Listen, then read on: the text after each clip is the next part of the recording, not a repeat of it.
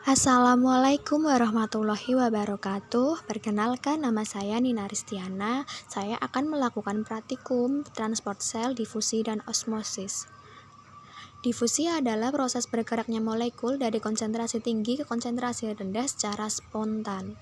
Sedangkan osmosis adalah bergeraknya molekul pelarut atau air dari konsentrasi tinggi ke konsentrasi yang lebih rendah melalui semi-permeable hingga keadaan menjadi setimbang.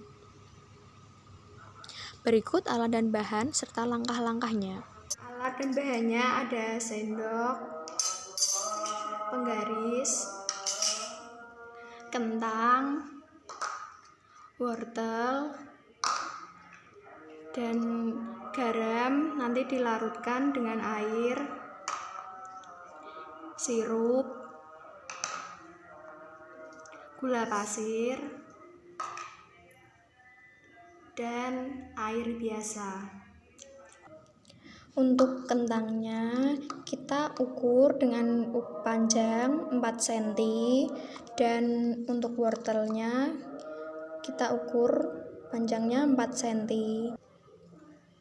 Kemudian kita larutkan garam,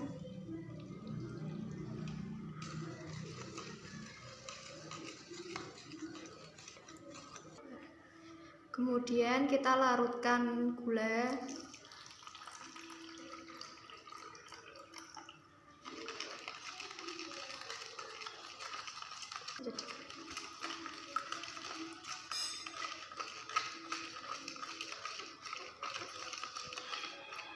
kemudian kita larutkan sirup,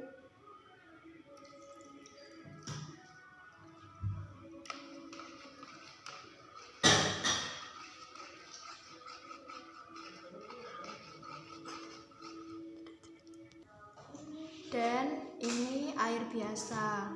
Lalu kita masukkan kentang dengan ukuran 4 cm ke dalam air garam, air gula, sirup, dan air biasa. Kemudian kita tunggu selama 30 menit. Kita tunggu selama 30 menit dan ini hasilnya. Setelah 30 menit kita angkat kentang pada larutan garam. Nah, di sini tekstur kentang menjadi lentur. Nah, lentur dan panjangnya kita ukur dulu menggunakan penggaris. Apakah terjadi penyusutan? Nah, kentang terjadi penyusutan yang awalnya 4 cm menjadi 3,5 cm. Nah, kemudian kita angkat kentang pada larutan gula.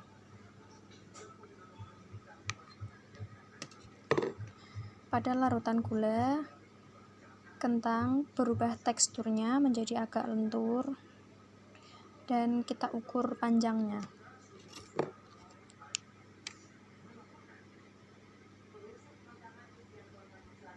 Panjang kentang tidak berubah, masih sama dari yang awal, yaitu 4 cm. Kemudian kita angkat lagi kentang yang berada pada larutan sirup.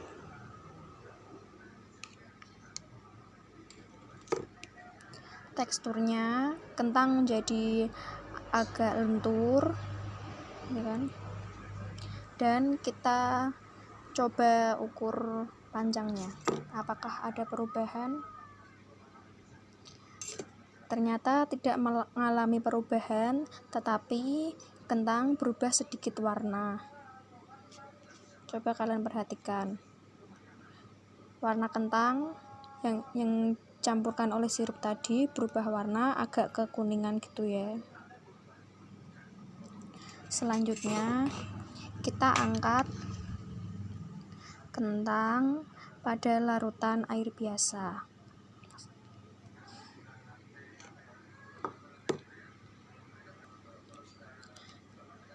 Teksturnya kentang masih keras dan tidak mengalami penyusutan, jadi ukurannya tetap sama, yaitu 4 cm. Sekarang kita melakukan transport cell pada wortel yang telah diukur panjangnya yaitu 4 cm. Kita masukkan ke dalam larutan yang berisi garam. Kemudian kita masukkan pada larutan yang berisi air gula. Kita masukkan pula pada larutan sirup. Dan terakhir, kita masukkan wortel pada larutan air biasa. Setelah itu, kita tunggu selama 30 menit. 30 menit kemudian, setelah 30 menit, kita angkat wortel. Kita angkat yang pada larutan air garam. Untuk teksturnya, wortel berubah menjadi lentur dan kita lakukan pengukuran panjangnya.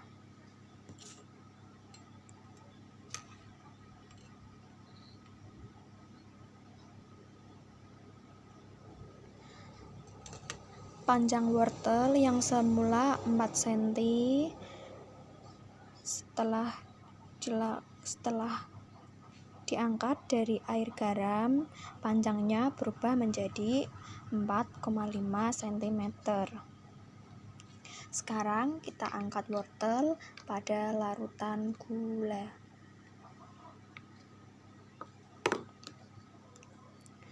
Nah, wortel pada larutan gula mempunyai tekstur yang agak lentur ya. Sekarang kita ukur berapa panjangnya setelah diangkat dari larutan air gula.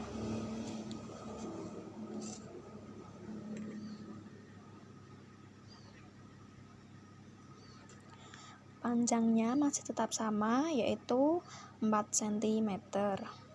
Nah, sekarang kita angkat wortel pada larutan sirup.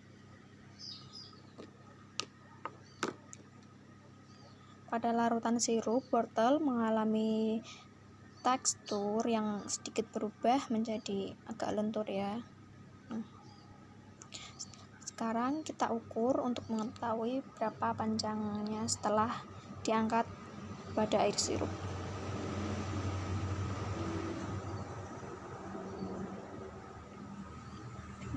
Panjangnya masih tetap, yaitu 4 cm. Sekarang kita angkat wortel pada air biasa.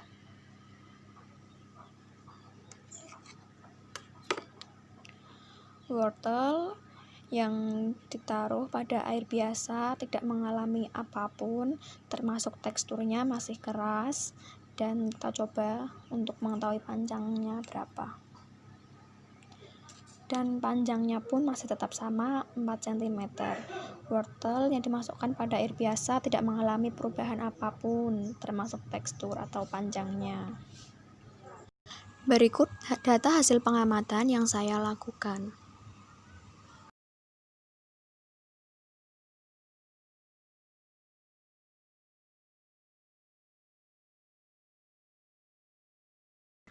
Untuk pertanyaan pertama, apakah ada perbedaan dari hasil pengamatan tersebut? Jawabannya ada. Dari hasil lab praktikum tersebut, kentang yang dimasukkan dalam larutan air garam semula mempunyai panjang 4 cm menjadi 3,5 cm. Dan wortel yang dimasukkan pada larutan air garam yang semula 4 cm menjadi 4,5 cm. Dan kentang atau wortel yang dimasukkan dalam larutan air gula atau garam atau sirup teksturnya berubah menjadi lentur atau lembek. Untuk pertanyaan kedua, jelaskan beberapa kasus atau contoh nyata difusi dan osmosis yang terjadi di kehidupan kita sehari-hari. Contoh difusi ada: 1. Penyerapan sari-sari makanan di usus halus, dan kedua, menyebarnya sirup saat dituangkan ke gelas yang berisi air putih. Yang ketiga, menyebarnya tinta saat dituang ke wadah berisi air. Contoh dari osmosis adalah penyerapan air oleh akar tanaman, 2. Potongan kentang yang semakin berat saat direndam ke aqueous, 3. Terjadinya hemolisis pada eritrosit saat direndam aqueous. Kesimpulan, berdasarkan pengamatan yang telah dilakukan, telah terjadi peristiwa osmosis yang ditunjukkan pada percobaan menggunakan media garam.